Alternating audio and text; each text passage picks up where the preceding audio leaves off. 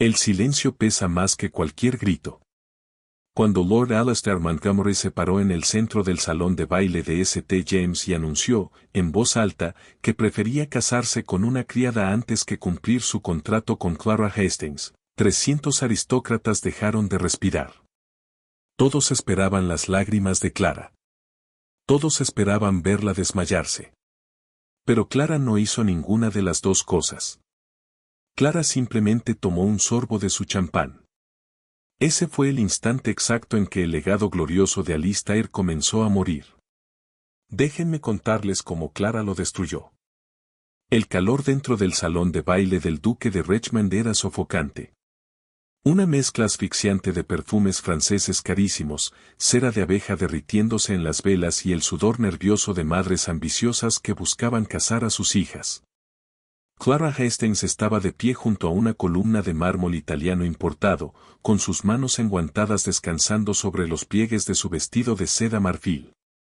Clara tenía 21 años. Según la aritmética rígida e implacable de la alta sociedad londinense, ya estaba a punto de caducar. Pero Clara tenía una red de seguridad, un contrato de compromiso firmado cuando ella tenía 15 años y Alistair 20, guardado bajo llave en el escritorio de caoba de su padre. Clara observaba a la multitud. Hombres vestidos de negro riguroso y corbatas blancas impecables rodeaban a mujeres envueltas en muselinas pastel, como tiburones nadando entre un arrecife de coral. Era un mercado de carne disfrazado con cuartetos de cuerdas y reverencias educadas. Clara nunca había albergado grandes ilusiones románticas sobre Alistair.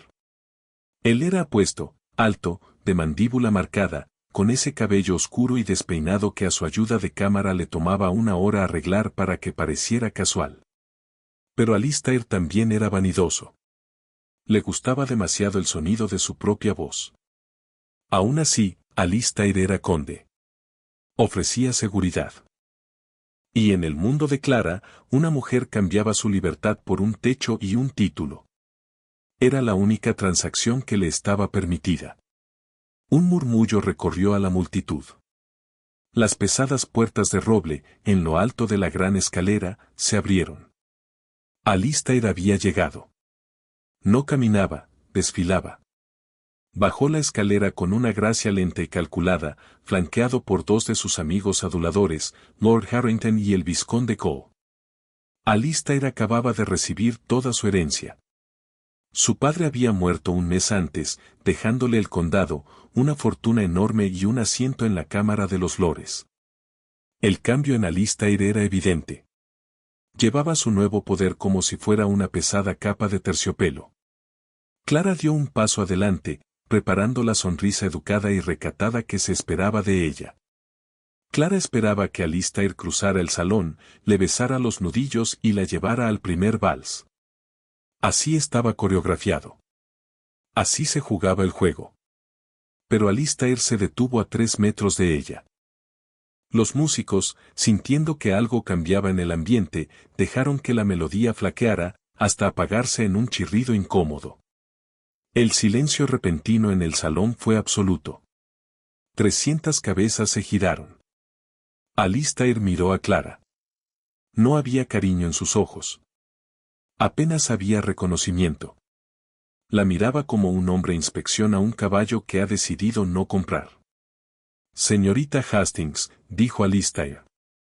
Su voz no estaba pensada para una conversación íntima. Estaba proyectada. Fue una tontería de la infancia, negociada por mi difunto padre, cuyas facultades, como todos saben, ya fallaban hacia el final. Ahora soy el conde de Windermere. Mi posición exige una unión de sustancia, no un caso de caridad sentimental. Un jadeo colectivo recorrió la sala. Una mujer detrás de Clara dejó caer su abanico, que golpeó el suelo de parqué como un disparo. Alistair estaba rompiendo el compromiso allí mismo, frente a las patrocinadoras de Almax, frente a los pares del reino y frente a cada debutante chismosa de Londres. Alistair podría haberlo hecho en un salón privado. Podría haberle escrito una carta. Pero lo hacía allí, porque no era solo un rechazo. Era una ejecución pública. Alistair estaba usando la destrucción pública de Clara para anunciar su propio ascenso.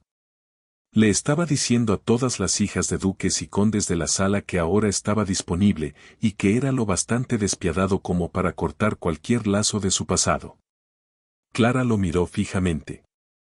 La sangre le rugía en los oídos como un trueno ensordecedor. Sintió el ardor punzante de la humillación detrás de los ojos. Alistair quería que Clara llorara. Quería que se derrumbara, para poder mirarla con falsa lástima y afianzar su poder. Clara clavó las uñas de su mano derecha en su propia palma, atravesando la seda del guante hasta que el dolor la ancló de nuevo a la realidad. Sintió el mordisco agudo de sus propios dientes contra el interior de la mejilla. El sabor metálico de la sangre le tocó la lengua. «Ya veo», dijo Clara. Su voz no tembló. Cortó el silencio pesado, clara como una campana de plata. Alistair frunció el ceño levemente. Ese no era el guión que había imaginado. Por supuesto, le ofreceré a su padre una suma modesta para compensar el inconveniente. Guarde su dinero, Lord Windermere, respondió Clara, levantando apenas la barbilla. Sin duda lo necesitará para comprar la sustancia que tan claramente le falta. Una tos disimulada, una risa mal escondida, llegó desde algún lugar cerca de la ponchera. Las pálidas mejillas de Alistair se tiñeron de un rojo furioso y opaco. Clara no se quedó a admirar su obra. Ejecutó una reverencia perfecta, gélida y profunda. Disfrute el vals, milord. El aire aquí de pronto se ha vuelto bastante desagradable. Clara se dio la vuelta. La multitud se abrió como el mar rojo. Nadie le hablaba. Ya la consideraban una mujer contaminada, mercancía dañada. Pero todos se apartaban de su camino. Clara caminó con un ritmo lento y medido, la cabeza en alto, la espalda perfectamente recta. No corrió. No tropezó. Llegó al carruaje justo antes de que las rodillas le fallaran. Cuando la pesada puerta se cerró, sellándola en el interior de cuero oscuro, Clara dejó caer la cabeza hacia atrás contra el asiento. No lloró. En cambio, se quedó mirando el techo del carruaje, el pecho subiendo y bajando en respiraciones cortas y rápidas. Alistair la había despojado de su valor, de su futuro y de su dignidad, todo para pulir su propia corona. Un nudo frío y duro se formó en el estómago de Clara. No era tristeza. Era el nacimiento de una ira terrible y silenciosa. Los periódicos de la mañana no usaron la palabra matanza, pero la insinuaron. El Morning Post publicó una columna cruelmente disimulada sobre cierto conde que había podado una rama estéril de su árbol genealógico. En la sala de estar de los Hastings, el ambiente era fúnebre. La madre de Clara, Lady Hastings, caminaba de un lado a otro sobre la alfombra persa gastada, con un pañuelo apretado contra la boca, soltando sollozos histéricos y entrecortados. «Estamos arruinados. Arruinados», gimió la madre de Clara, deteniéndose para fulminar a su hija con la mirada. Clara estaba sentada tranquilamente junto a la ventana con una taza de té negro. «No podemos mostrar la cara en Mayfair. Eres mercancía dañada, Clara. Ningún caballero respetable te tocará ahora. Te han descartado como un trapo sucio».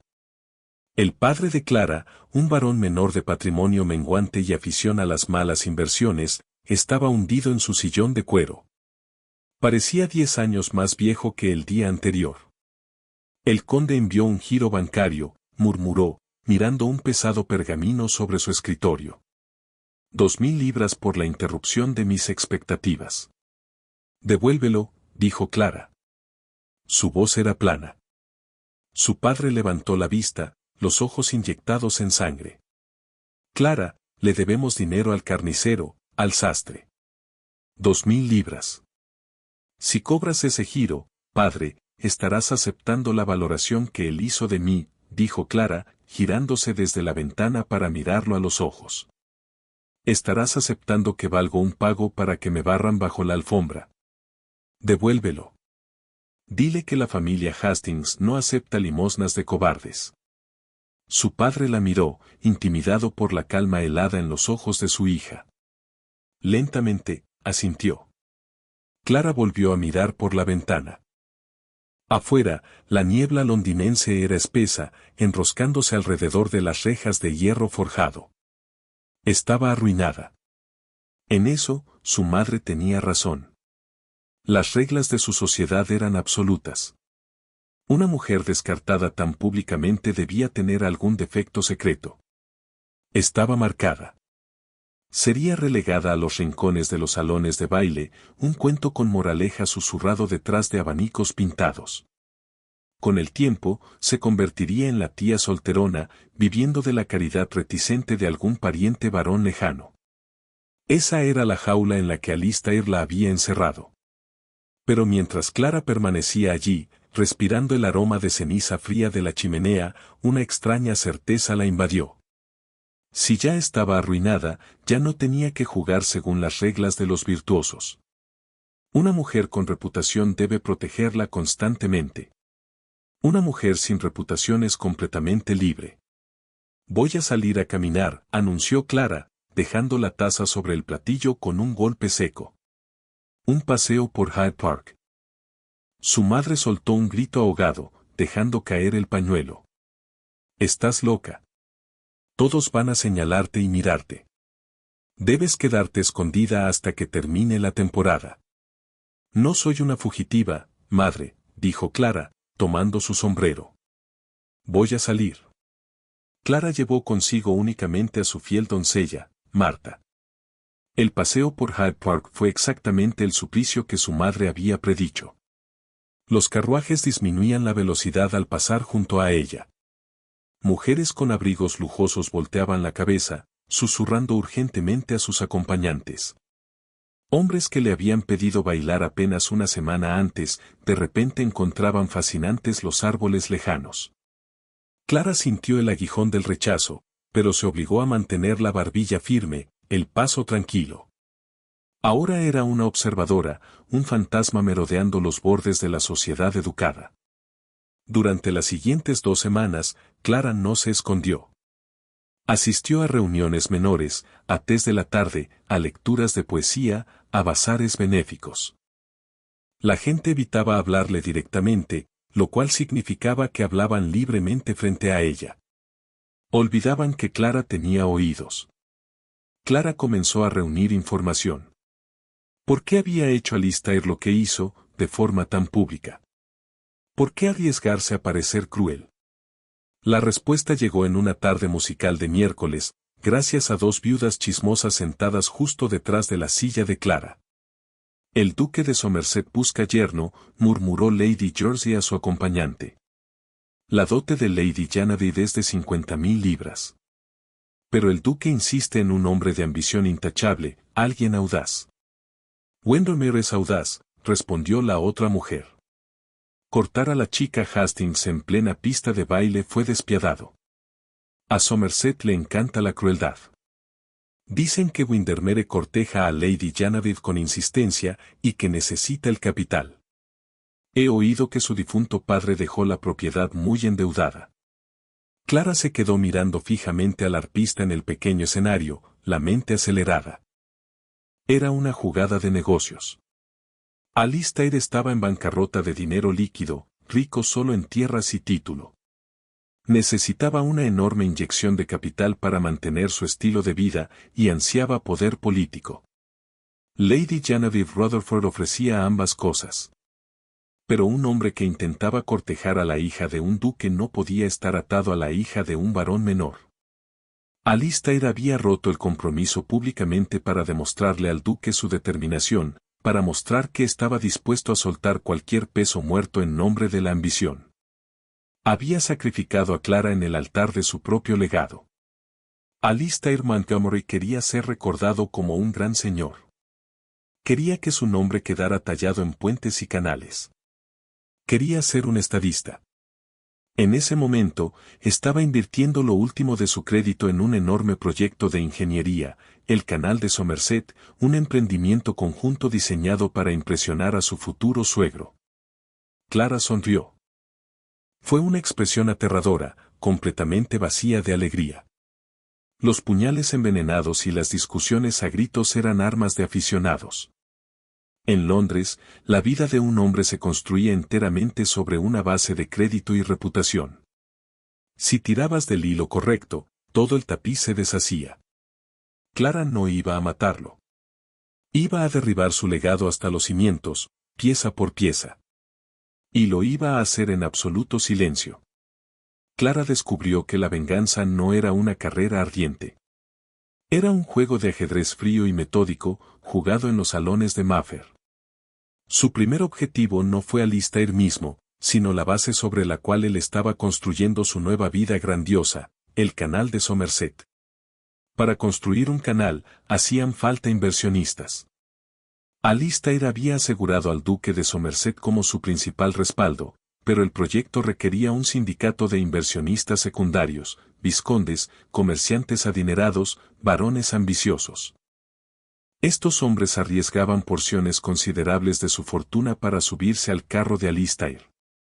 Eran hombres nerviosos. Y los hombres nerviosos son fáciles de asustar. Clara no podía entrar a un club de caballeros a hablar sobre la integridad del suelo o el sobreendeudamiento financiero. Pero no necesitaba hacerlo. Las decisiones reales de Londres no se tomaban en los salones llenos de humo de Whites o Boodles. Se tomaban en los tocadores forrados de terciopelo y en los salones matutinos de las esposas de esos hombres. Clara necesitaba una aliada. Alguien con posición social impecable, oído para los chismes y gusto por el caos. Clara solicitó tomar el té con Lady Cressa Vance. Lady Cressa era una viuda de 60 años que empuñaba su bastón como si fuera una espada, y poseía una lengua lo bastante afilada como para cortar cristal. No tenía paciencia para los necios, razón por la cual Clara siempre le había caído bien. Clara llegó a la gran casa de la viuda en Grosvenor Square exactamente a las 3 de la tarde. Lady Cressa la recibió en el invernadero, rodeada de orquídeas en flor. Señorita Hastings, dijo la mujer mayor, sin levantarse, sus ojos grises y astutos analizando a Clara de arriba a abajo.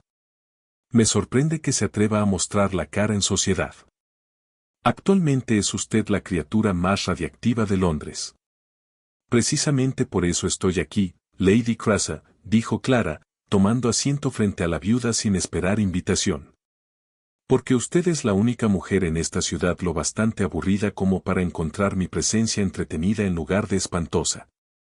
Lady Cressa levantó una ceja, una lenta sonrisa tocándole las mejillas arrugadas. Directa. Me gusta eso.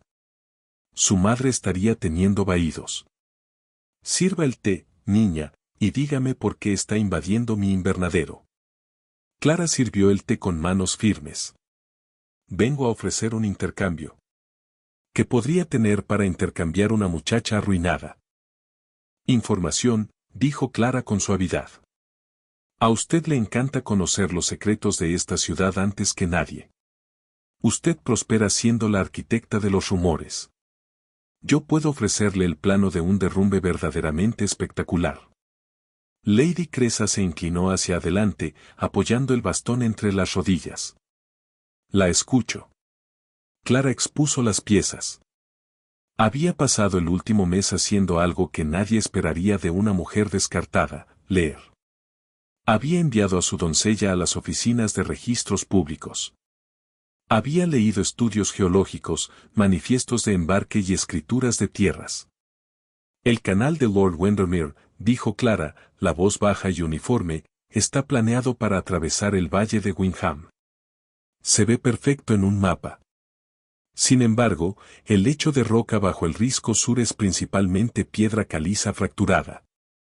Encontré un informe de un agrimensor de hace 10 años que declaraba el valle inadecuado para retener grandes volúmenes de agua. Alistair lo ignoró, o lo enterró, porque reforzarlo costaría 30.000 libras extra que él no tiene. Los ojos de Lady Cressa se afilaron.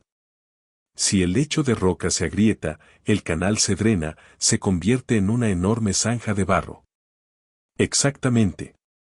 Es un sumidero financiero. Pero nadie lo sabe, porque el conde de Windermere se ve increíblemente seguro cuando habla del proyecto. Clara tomó un sorbo de té. Ahora bien, el vizconde Wallace y Lord Danforth son inversionistas fuertes. Ambas esposas asistirán a su fiesta de cartas del viernes. Así es, murmuró Lady Crasa, mirando a Clara con renovado respeto. ¿Y qué pasa cuando una esposa nerviosa escucha que su marido está arrojando la herencia de sus hijos a una zanja de piedra caliza agrietada? Ella entra en pánico, dijo Clara. Le susurra a su esposo por la noche. Llora. Amenaza con escribirle a su padre. Los hombres retiran sus inversiones. Lady Cresa soltó una risa seca y áspera. Es usted una criatura peligrosa, Clara Hastings. Pensé que había venido a llorar en mi hombro por un corazón roto. Mi corazón está perfectamente intacto, mi lady. Es su orgullo el que necesita romperse. El plan se ejecutó con precisión impecable. En la fiesta de cartas del viernes, Clara no estuvo presente, pero Lady Crasa sí, entre manos de Beast. La viuda dejó caer, como al descuido, un comentario a Lady Wallace sobre un primo en el negocio de agrimensura y la terrible tragedia de la piedra caliza. No nombró el canal directamente. Solo plantó la semilla de la duda. La paranoia es una mala hierba de crecimiento rápido.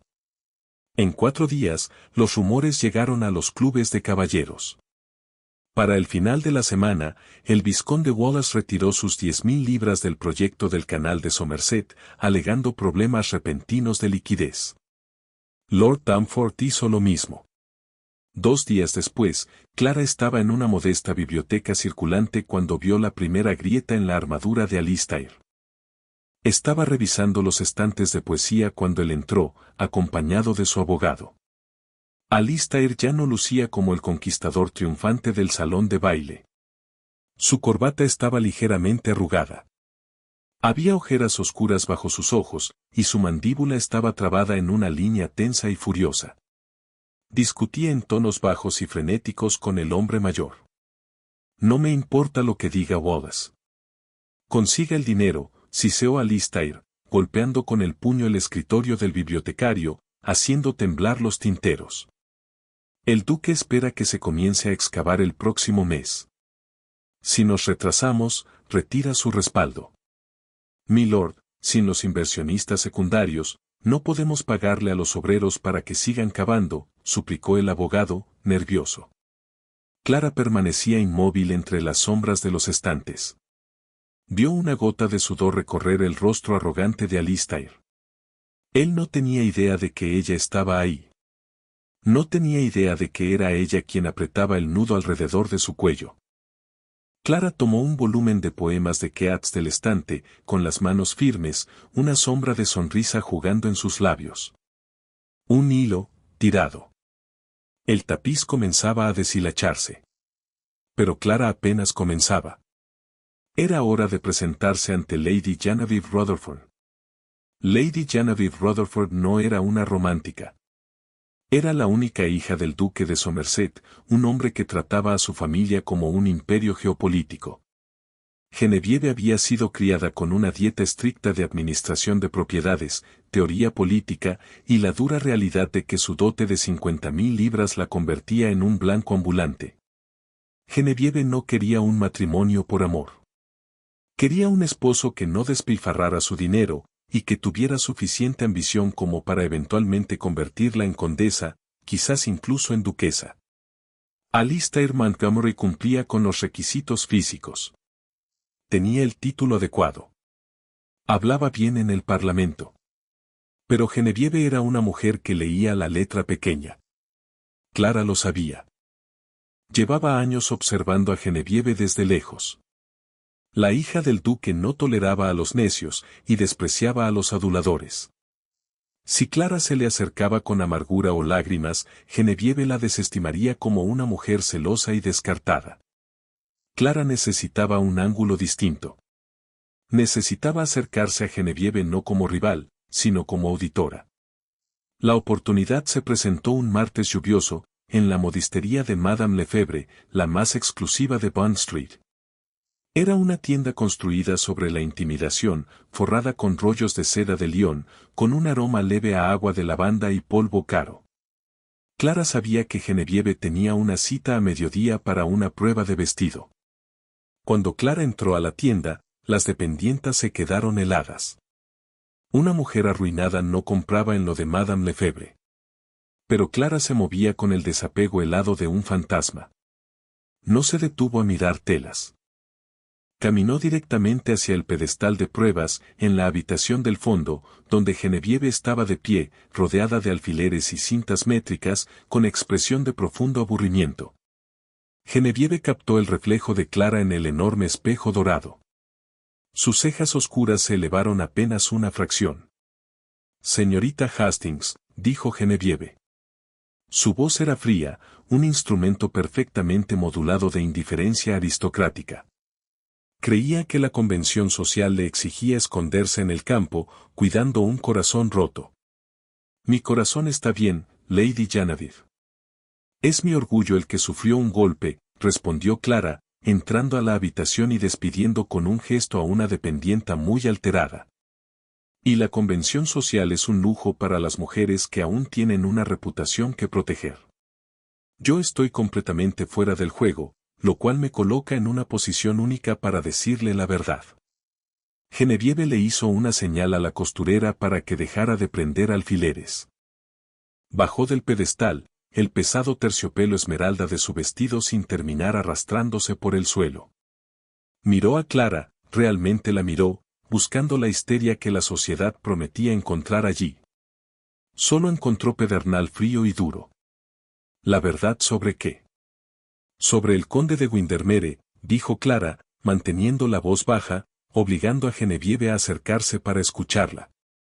«Usted está considerando casarse con él por su ambición. Ve su rechazo público hacia mí como una muestra de su crueldad, una cualidad que su padre admira». Fue una maniobra eficiente, aunque de mal gusto, concedió Genevieve, cruzando los brazos. Eliminó un obstáculo para su ascenso. No eliminó un obstáculo. Entró en pánico, corrigió Clara con suavidad. «Alistair está en bancarrota». Genevieve dejó escapar un suspiro breve y desdeñoso. «Sus propiedades generan 15.000 libras al año. Sus propiedades están fuertemente hipotecadas para pagar las deudas de juego de su difunto padre. Deudas que no constan en registros públicos, pero que existen en los libros contables del Banco Cobots». Clara no parpadeó. Necesita su dote para mantenerse solvente. El canal de Somerset es su intento desesperado de impresionar a su padre, pero los inversionistas secundarios se están retirando. Pregúntese por qué el Desmond Wallace retiró sus fondos la semana pasada. Los ojos de Genevieve se entrecerraron. La pragmática heredera de pronto estaba en máxima alerta. Wallace se retiró por una crisis familiar. Wallace se retiró porque el risco sur del valle de Windham descansa sobre piedra caliza fracturada. El canal no retendrá el agua. Es una zanja de barro que consumirá otras 50.000 libras antes de ser abandonada, dijo Clara en voz baja. Alistair lo sabe, pero no puede detener la excavación, porque si se detiene, su padre empezará a hacer preguntas. Está construyendo un monumento sobre arenas movedizas, esperando casarse con usted antes de que el suelo se lo trague por completo. El silencio se extendió entre ellas, roto únicamente por la lluvia golpeando contra los cristales de la tienda. Genevieve miraba a la mujer arruinada frente a ella. Estaba evaluando el riesgo, calculando los motivos.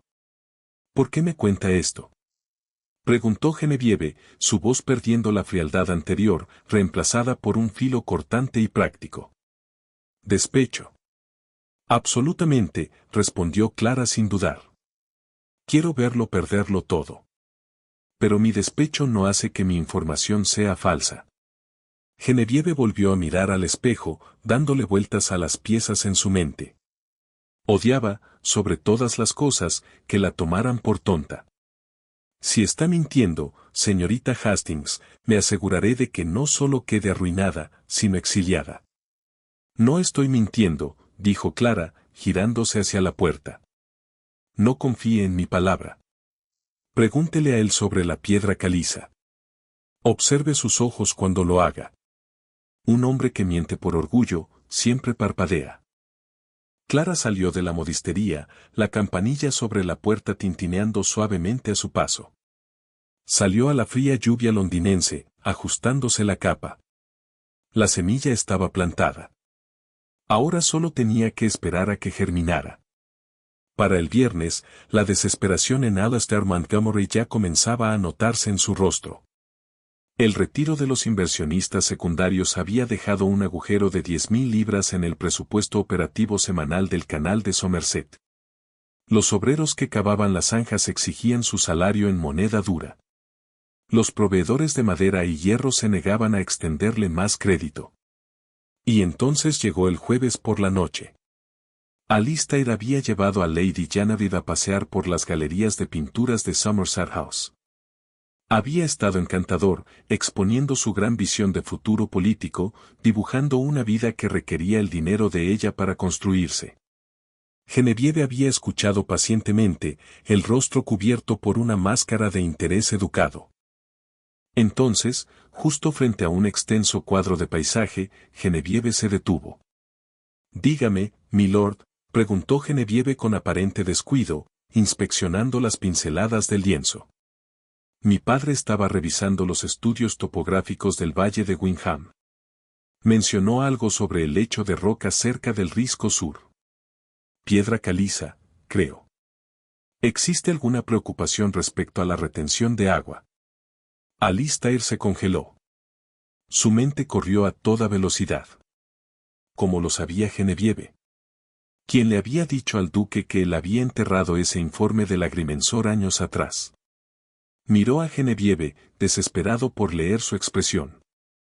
Ella permanecía perfectamente tranquila, esperando su respuesta. Un problema menor, fácilmente remediable, mintió Alistair, la voz tensa. Parpadeó rápidamente. Hemos diseñado un revestimiento de arcilla. Está completamente bajo control. Dígale a su padre que no tiene nada de qué preocuparse. Genevieve asintió lentamente. No presionó el tema, pero la temperatura entre ellos cayó 10 grados. Alistair sabía que se le acababa el tiempo. El duque de Somerset exigía una visita a las obras del canal antes de que terminara el mes. Si la excavación se detenía, el duque retiraría su financiamiento principal. Si el duque retiraba el financiamiento, el compromiso moriría. Si el compromiso moría, Alistair estaba acabado. Necesitaba dinero. Rápido. Imposible de rastrear. Existía una sola regla, un aristócrata jamás rompía el tabú definitivo de su clase. Nunca se vendía la tierra, y nunca se vendía el legado. Pero Alistair estaba acorralado en un rincón de su propia creación. En las profundidades de las bodegas abovedadas de su casa en Mayfair, descansaba la colección Montgomery, generaciones de arte acumulado, ferozmente custodiado por sus antepasados. Entre las piezas había un retrato pintado por Anthony Van Dyck, una imponente y melancólica representación del primer conde de Windermere. Era una obra maestra. Era también un símbolo de la permanencia de la familia. Venderlo era admitir un fracaso catastrófico. Bajo el manto de la oscuridad, Alistair mandó embalar el cuadro. Lo envió al señor Hardwick, un corredor agresivamente discreto de la casa de subastas Christie's.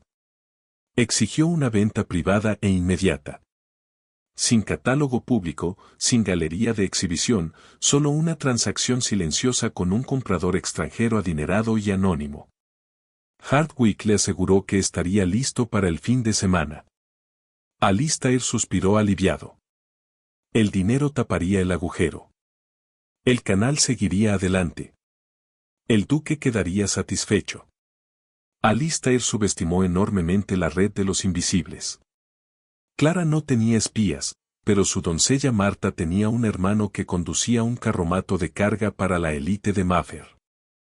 Cuando una enorme caja de madera fue trasladada de la residencia del conde de Windermere a las 2 de la madrugada y entregada en los muelles de carga detrás de Christie's, el hermano se lo mencionó a Marta mientras bebían una cerveza. Marta se lo contó a Clara mientras le cepillaba el cabello.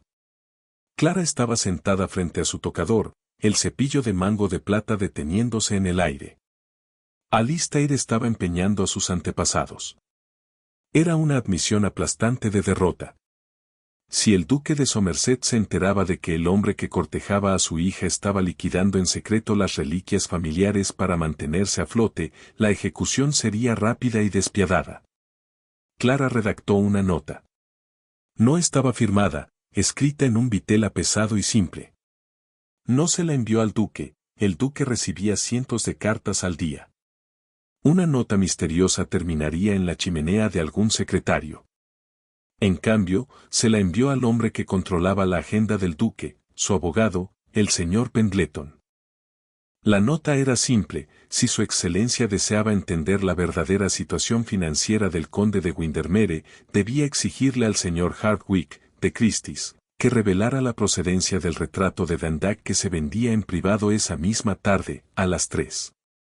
Clara le pagó un chelín a un muchacho de la calle para que la entregara directamente al secretario de Pendleton.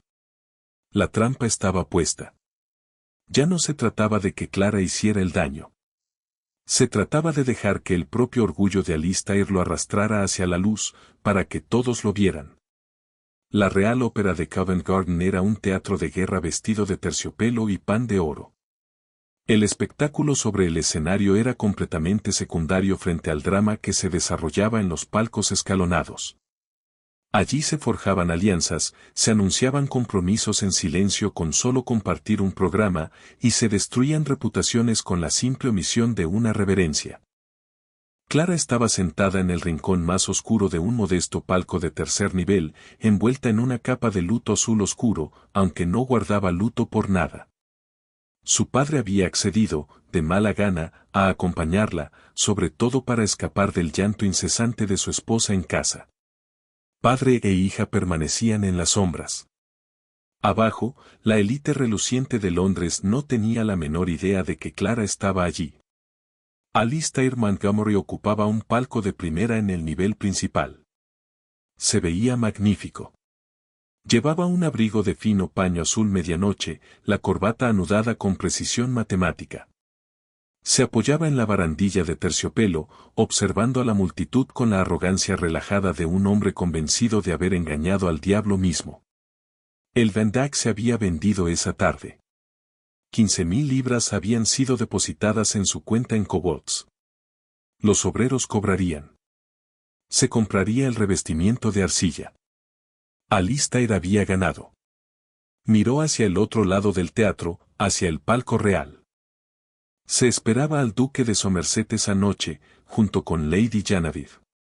Alistair planeaba visitar su palco durante el primer intermedio, para fijar una fecha para una cena formal en la que pediría oficialmente su mano. La obertura terminó. El telón se alzó. La soprano comenzó un aria trágica y elevada. Clara no miraba el escenario. Miraba la puerta del palco de los Somerset. A mitad del primer acto, la puerta se abrió. El duque de Somerset entró. Era un hombre corpulento, con un rostro tallado en granito y una reputación de absoluta crueldad. Lady Genevieve lo seguía, vestida de dorado pálido, la expresión indescifrable. Alistair se enderezó en su asiento. Cruzó miradas con el duque desde el otro lado del teatro y le ofreció una reverencia profunda y respetuosa desde su silla. El duque de Somerset se detuvo. Miró directamente a Alistair. En la rígida jerarquía de la sociedad londinense, la reverencia de un conde hacia un duque exigía un asentimiento recíproco. Era el mínimo absoluto de cortesía. El duque no asintió. Miró fijamente a Alistair durante 3 largos y agonizantes segundos. Sus ojos eran fríos, planos, llenos de un desprecio inconfundible. Después, el duque le dio la espalda, tomando asiento por completo y presentándole a Alistair la línea rígida de sus hombros. Alistair se quedó paralizado. La sonrisa murió en su rostro. Genevieve tomó asiento junto a su padre. Ni siquiera miró en dirección a Alistair. Abrió su abanico con un chasquido seco que pareció resonar incluso por encima de las notas altas de la soprano. El corte directo. Era el equivalente social de la caída de una guillotina. Ser ignorado públicamente por un duque, en pleno Covent Garden, no era un desaire. Era una excomunión. Un murmullo recorrió los palcos vecinos. Los abanicos se detuvieron. Los binoculares de ópera se bajaron discretamente del escenario y se dirigieron hacia el palco de Alistair. Los susurros se encendieron como hierba seca. Vieron cómo Somerset lo ignoró. El compromiso está roto. Tiene que estarlo. El rostro de Alistair perdió todo color, volviéndose de un gris ceniciento y enfermizo. Se aferró a la barandilla de terciopelo de su palco, los nudillos blancos. Su mente buscaba desesperadamente una explicación. ¿Por qué? ¿Qué había salido mal? En su palco, al otro lado del teatro, el duque se inclinó y entregó un pequeño trozo de pergamino enrollado a un asistente, señalando hacia Alistair. 2 minutos después, llamaron a la puerta del palco de Alistair. Un ujier entró con una bandeja de plata. Sobre ella descansaba una única nota. Alistair la arrebató, rasgando el sello de cera. Clara, observando a través de sus modestos binoculares de latón, vio cómo las manos de Alistair comenzaban a temblar. Clara no podía leer la nota, pero no lo necesitaba. Sabía exactamente lo que decía. Había anticipado perfectamente la reacción del duque. Un hombre como Somerset no toleraría a un mentiroso, y ciertamente no toleraría a un mendigo disfrazado de conde.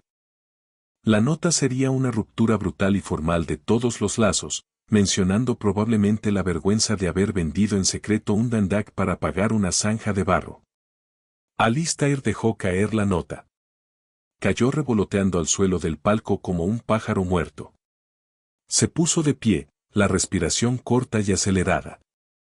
El pánico ahora era visible, arrancando el barniz de apuesto caballero y dejando al descubierto solo a un muchacho aterrado y acorralado. Miró a su alrededor, desesperado, dándose cuenta de que todos los ojos del teatro estaban puestos en él. Los susurros crecían, un zumbido innegable compitiendo con la orquesta. Había perdido el respaldo del duque. Había perdido la dote. El canal colapsaría. Los acreedores lo devorarían. Estaba arruinado. Mientras Alistair recorría con la mirada las hileras del teatro, buscando desesperadamente un rostro amigo, sus ojos subieron. Se posaron sobre el sombrío palco de tercer nivel. Clara dio un paso adelante, dejando que la luz ambiental le iluminara el rostro. No sonrió. No se regodeó. Simplemente lo miró. Su expresión estaba completamente vacía de piedad, un reflejo perfecto de la mirada que él le había dado en el salón de baile un mes atrás. Alistair retrocedió tambaleándose, tropezando contra su silla de terciopelo. La comprensión lo golpeó con la fuerza de un puñetazo físico. No había sido mala suerte. No había sido un cambio repentino en el temperamento del duque. Había sido Clara. La chica callada y descartada que él había humillado por deporte, había desmantelado metódica y silenciosamente toda su vida. Clara sostuvo su mirada un largo instante, dejando que Alistair sintiera todo el peso de su destrucción. Después, bajó lentamente los binoculares, le dio la espalda al conde de Windermere y salió hacia el corredor oscuro. Su venganza aún no estaba completa, pero la hemorragia ya había comenzado. La noticia de un desaire público de un duque viaja por Londres más rápido que el cólera. Al amanecer del día siguiente, el condado de Windermere era un cadáver, y los buitres ya sobrevolaban. En el ecosistema financiero de la aristocracia, el crédito de un hombre estaba completamente atado a su posición social. En el momento en que el duque de Somerset le dio la espalda en Covent Garden, el crédito de Alastair Montgomery se evaporó. No se redujo. Desapareció. A las 8 de la mañana, llegó el primer golpe a las pesadas puertas de caoba de la casa de Alistair en la ciudad. Era un representante de su sastre en Savile Row, presentando, cortés pero firmemente, una factura de 300 libras, exigiendo el pago inmediato. A las 9, el ayudante del carnicero estaba en la puerta de servicio. A las 10, un abogado en representación de los comerciantes de madera que habían abastecido el proyecto del Valle de Windham estaba parado en el vestíbulo, negándose a irse hasta tener un giro bancario en mano. Alistair se encerró en su despacho. Se sirvió una copa generosa de brandy, aunque la luz de la mañana todavía era gris y cortante contra los cristales de la ventana. Las manos le temblaban violentamente. Intentó escribirle una carta al duque, una súplica desesperada por una audiencia, pero la pluma rasgó el pergamino grueso. No había nada que decir. Un Bandag vendido en secreto era la admisión definitiva de insolvencia. El duque lo sabía. Todos lo sabían. A 80 kilómetros de distancia, en el valle de Windham, cayó el golpe final. El cielo se abrió, liberando una lluvia torrencial e implacable que duró 3 días. La lluvia intensa llenó las zanjas a medio excavar del canal de Somerset. Tal como había predicho el informe del agrimensor 10 años atrás, el lecho de piedra caliza fracturada no pudo soportar el peso ni la humedad. La tierra gimió. El risco sur se dio en un derrumbe catastrófico de barro y esquisto, tragándose semanas de trabajo, herramientas enterradas y 3 costosas bombas de vapor. Los obreros, fríos, empapados y sin cobrar desde hacía 15 días, arrojaron las palas. Marcharon hasta el magistrado local exigiendo su salario. Cuando les dijeron que las cuentas del conde estaban congeladas, se amotinaron. Quemaron el carruaje del capataz y derribaron las tiendas de los agrimensores. El canal estaba muerto. Ya no era una maravilla de la ingeniería. Era una tumba de barro para una fortuna inmensa. La señorita Hastings leyó sobre el motín en el Morning Chronicle. Estaba sentada a la pequeña mesa de roble marcado, en el comedor de una modesta casita en Bloomsbury. Su padre había renunciado al arrendamiento en Mayfair 2 días antes. Sin la protección de un conde en el horizonte, los acreedores que sostenían las deudas menores de la familia Hastings se habían vuelto impacientes. Para evitar la bancarrota total, su padre había liquidado el carruaje, vendido su caballo de caza y trasladado a la familia a esta casa estrecha y llena de corrientes de aire, en el lado equivocado de la ciudad. Su madre no había dejado de llorar desde el martes. La transición del papel tapiz de seda al yeso descascarado era un golpe violento para una mujer que había apostado toda su existencia al ascenso social. Pero Clara sentía únicamente una claridad cristalina y profunda. Se sirvió una taza de té barato y amargo. La porcelana estaba desportillada. El fuego en el hogar humeaba terriblemente, dejando una fina capa de hollín sobre sus puños. No le importaba. Por primera vez en sus 21 años, respiraba un aire que era suyo. La sociedad la había despojado de su valor, sí. Pero al hacerlo, también la había despojado de sus obligaciones. Ya no tenía que sonreírle a hombres que despreciaba. Ya no tenía que soportar las conversaciones asfixiantes de la buena sociedad. Era una mujer arruinada, lo cual significaba que era invisible. Y la invisibilidad era un arma. Te ves demasiado contenta para ser una chica que vive en una choza, comentó Lady Crasa, entrando al pequeño comedor.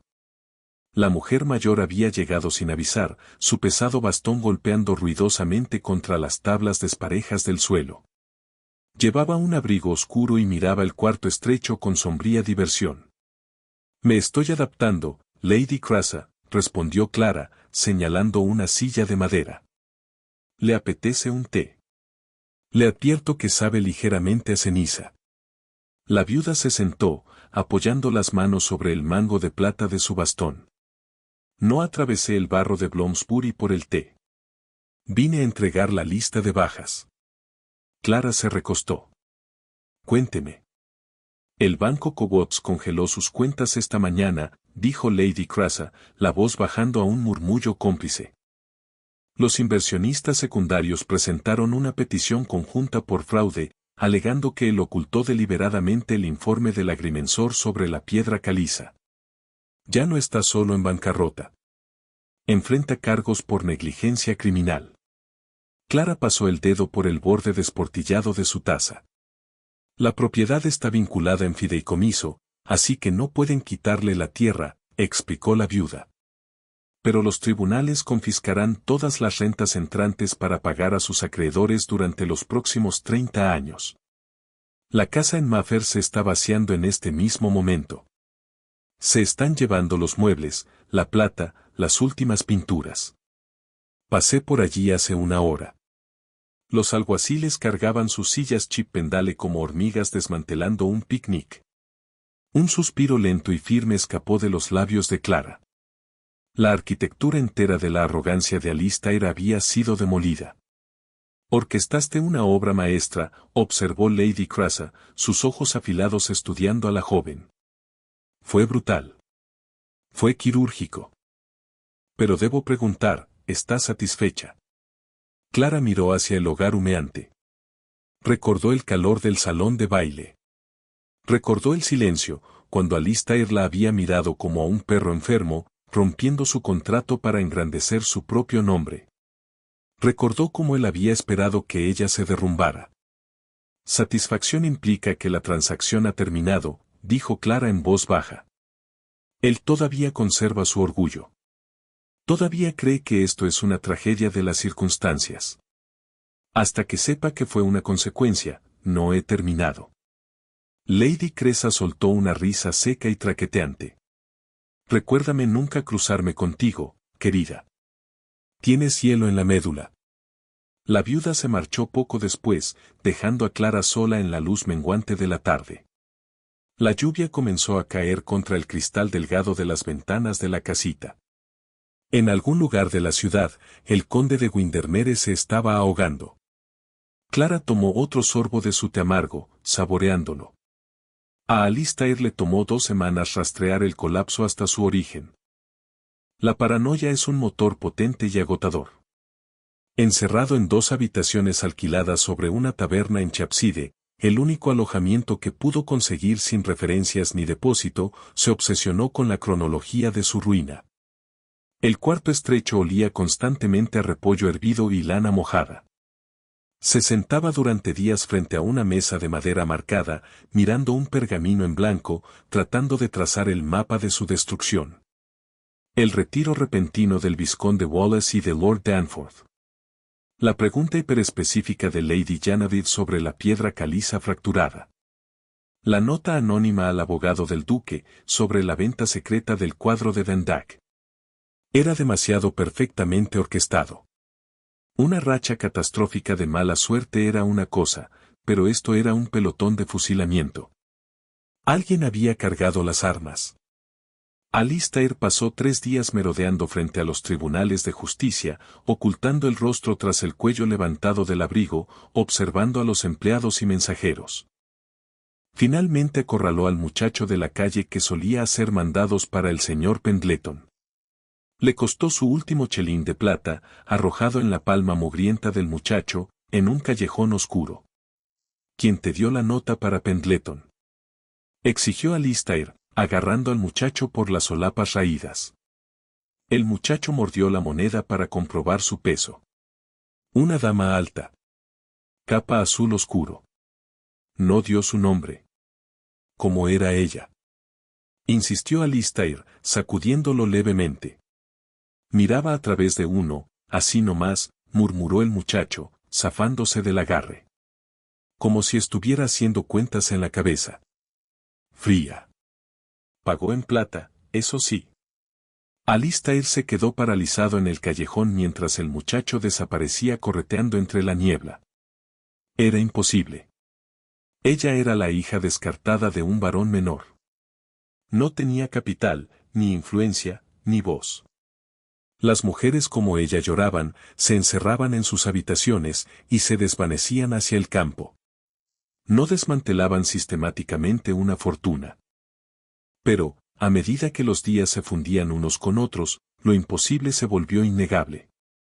Alistair recordó la ópera en Covent Garden. Recordó haber mirado hacia el sombrío palco de tercer nivel, viéndola dar un paso hacia la luz justo cuando el duque de Somerset le daba la espalda. Ella no había parecido sorprendida. Había parecido victoriosa. La certeza le fracturó la mente. No lo había destruido la mala suerte, ni sus pares despiadados, ni los caprichos cambiantes de un duque. Lo había masacrado un cordero al que él había pateado a un lado, sin darle importancia. La lluvia caía en implacables cortinas heladas cuando Alastair Montgomery entró a Bloomsbury. No tenía carruaje que alquilar. Ni siquiera tenía un paraguas. Sus costosas botas de montar, hechas por el mejor zapatero de Maffer, se hundían profundamente en el barro fétido y arremolinado de los barrios pobres. Su fino abrigo de lana estaba empapado, tirando de sus hombros como un pesado sudario. No se parecía en nada al Lord Dorado que había bajado la escalera del salón de St. James. Sus mejillas estaban hundidas por la ginebra barata y el pánico. Sus ojos, febriles e inyectados en sangre. Era un fantasma caminando entre los vivos. Alistair encontró la dirección. Era una casita de ladrillo lamentable y hundida, con una puerta roja descascarada y una chimenea a punto de desplomarse. Una casa para escribientes y comerciantes fracasados. Levantó un puño tembloroso y golpeó la madera. Esperó. La lluvia le azotaba el rostro. Golpeó de nuevo, más fuerte esta vez, los nudillos raspando contra la textura áspera de la puerta. Un momento después, el pestillo de hierro chasqueó. La puerta se abrió. No era una sirvienta. Era ella. La señorita Hastings estaba de pie en el umbral. Llevaba un sencillo vestido de lana gris, sin adornos. Su cabello oscuro estaba recogido severamente, sin una sola joya o cinta. Sostenía una vela de cebo en la mano izquierda, la llama parpadeando salvajemente con el viento húmedo, proyectando sombras afiladas y danzantes sobre su rostro pálido. Clara lo miró. No jadeó. No retrocedió. No intentó cerrar la puerta de golpe. Lord Windermere, dijo Clara. Su voz era aterradoramente calmada. Cortaba el sonido de la lluvia con precisión absoluta. Lo invitaría a pasar, pero el techo del salón gotea, y me imagino que ya ha tenido suficiente de estar parado en el barro. Alistair la miró fijamente. La mandíbula le temblaba. La ira ardiente que había cargado a través de la ciudad se evaporó de repente, dejando atrás un vértigo hueco y nauseabundo. Ella no se estaba escondiendo. No le tenía miedo. Lo estaba esperando. Fuiste tú, dijo Alistair con voz ronca y áspera. La lluvia le goteaba desde el cabello enmarañado hasta los ojos, cegándolo. Los inversionistas, el rumor sobre la piedra caliza, la nota a Pendleton. Tú me quemaste hasta los cimientos. Tú te quemaste a ti mismo, Alistair, corrigió Clara con suavidad. Se apoyó con calma contra el marco de madera de la puerta, protegiendo la llama de la vela con la mano. Yo solo repartí los fósforos. ¿Por qué? Exigió Alistair. Dio un paso más cerca, plantando una bota embarrada sobre el escalón impecable de Clara. Su voz se quebró en un sonido desgarrado de pura desesperación. Rompí un contrato. Los hombres rompen contratos todos los días. Le ofrecí dinero a tu padre. Ofrecí compensación. No solo arruinaste mis oportunidades, me humillaste. Me convertiste en un paria. No me queda nada. Tú respondiste tu propia pregunta, dijo Clara, sus ojos oscuros completamente fijos. Rompiste un contrato. Si hubieras venido a mi salón, te hubieras sentado conmigo en privado, y hubieras admitido que tu ambición era más grande que tu honor, te habría odiado. Pero te habría dejado ir. Pero no hiciste eso, ¿verdad? Elegiste el centro exacto de un salón de baile. Alistair se estremeció, retrocediendo como si lo hubieran golpeado físicamente. Querías público, continuó Clara, la voz vacía de todo calor o furia. Era simplemente un hecho frío y duro. Necesitabas que la aristocracia te viera descartarme, para poder demostrarle a un duque tu naturaleza despiadada. Usaste mi humillación pública como peldaño. Pensaste que yo era un accesorio en la gran obra de tu legado. Decidiste que mi reputación era el precio aceptable por tu ascenso. Necesitaba la dote, gritó Alistair, las manos cerrándose en puños blancos a los costados. Mi padre me dejó ahogado en deudas. Estaba tratando de salvar el nombre de mi familia. No tuve opción. Y para salvar tu nombre, destruiste el mío. Clara se inclinó levemente hacia adelante. La luz de la vela iluminaba la ausencia absoluta de misericordia en su expresión. Apostaste a mi silencio, mi lord. Miraste a una chica de 21 años y solo viste debilidad. Pensaste que una mujer sin reputación era una mujer sin poder. Olvidaste que una mujer sin reputación no tiene nada que perder. Por favor, Alistair de repente ahogó las palabras. La lucha se drenó de su cuerpo de golpe. Sus rodillas se dieron ligeramente y se sostuvo contra la pared de ladrillo embarrado de la casita, raspándose las palmas. Estaba llorando. El conde de Windermere, el hombre más arrogante de Maffer, estaba de pie en el barro de Bloomsbury, sollozando como un niño golpeado. Van a mandarme a la prisión de deudores. Debo 30.000 libras. Si vas con el duque, si le dices que mentiste sobre el informe del agrimensor, si le dices que soy un hombre honorable, tal vez te escuche. Eres la única que puede deshacer esto. Alistair estaba suplicando. Estaba completamente destrozado. Clara lo observó. Sintió como el nudo oscuro y pesado de rabia que había vivido en su pecho durante un año finalmente se aflojaba y se disolvía. No había alegría en esta victoria. Era fea. Era patética. Olía a ginebra y lana mojada. Pero era justa. No le mentí al duque, dijo Clara en voz baja. La piedra caliza estaba fracturada. El proyecto era un fracaso. Estabas vendiendo un fraude para salvar tu propio pellejo, y no eres un hombre honorable. Alistair la miró, el rostro pálido, húmedo y completamente destruido. Lo siento. Lo siento mucho. Lo sé, respondió Clara, el rostro convertido en una máscara de piedra. Pero las disculpas son la moneda de los solventes, Alistair, y tú estás completamente en bancarrota. Clara retrocedió hacia el estrecho pasillo. Espera, por favor, señorita Hastings. Alistair extendió una mano embarrada hacia la puerta, una súplica final y desesperada. Clara no parpadeó. Adiós, Lord Windermere. Disfrute el barro. Clara cerró la puerta. El pesado pestillo de hierro encajó en su lugar con un chasquido resonante. Un sonido como el de una guillotina cayendo, finalmente. Afuera, Alistair Montgomery cayó de rodillas sobre la calle. La lluvia lo empapaba hasta los huesos, pero no pudo lavar la ruina. Era un rey sin reino, destruido por el mismo fantasma que él había creado. Un año después, Alistair Montgomery era un fantasma que rondaba una taberna húmeda en Calais. Se hacía llamar Thomas Wright. Bebía brandy barato y ardiente, y se sobresaltaba cada vez que un gendarme local pasaba frente a la ventana empañada. Nunca había pisado la prisión de deudores en Londres. Una semana después de su visita desesperada al barro de Bloomsbury, había huido del país en un barco mercante carbonero, acurrucado en la bodega de carga, fría y oscura como el pez. Alistair dejó atrás un legado de humillación absoluta.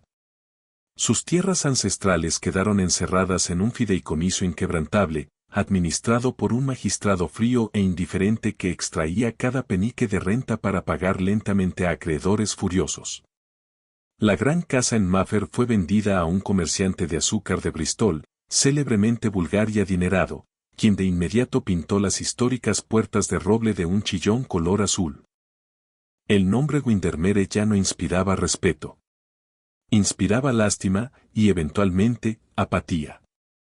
Alistair había querido construir un monumento que durara siglos. En cambio, fue borrado por completo del mapa de la sociedad londinense en cuestión de meses. En cuanto a la chica que dejó atrás, la sociedad no le abrió los brazos a la señorita Hastings de un día para otro. Londres no era una obra de moralidad. La élite no se disculpaba por su crueldad, ni recompensaba a una mujer que había sobrevivido a ella. Para las patrocinadoras de Almax, Clara seguía siendo la mujer descartada, para siempre marcada por el escándalo del compromiso roto. Pero la señorita Hastings descubrió que no las extrañaba en absoluto. Caminaba por Bond Street una nítida mañana de martes de octubre. El aire era fresco, con aroma a castañas asadas, estiércol de caballo y adoquines húmedos. Clara llevaba un abrigo entallado de lana verde oscuro. No era seda importada, y no venía de la exclusiva trastienda de Madame Lefebvre, pero era grueso, cálido, y pagado en moneda contante y sonante.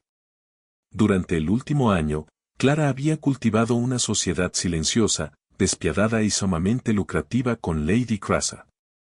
La viuda poseía el acceso social. La señorita Hastings poseía el brillo analítico. Juntas comerciaban con el bien más valioso del Imperio Británico, influencia. La señorita Hastings pasaba las mañanas leyendo los documentos secos y desatendidos del reino. Escudriñaba manifiestos de embarque, borradores parlamentarios, oscuros estudios geológicos y registros de sucesiones. Encontraba las tablas podridas en las fortunas de hombres poderosos, las deudas de juego ocultas, las inversiones coloniales fraudulentas, las amantes costosas mantenidas en St. John's Wood.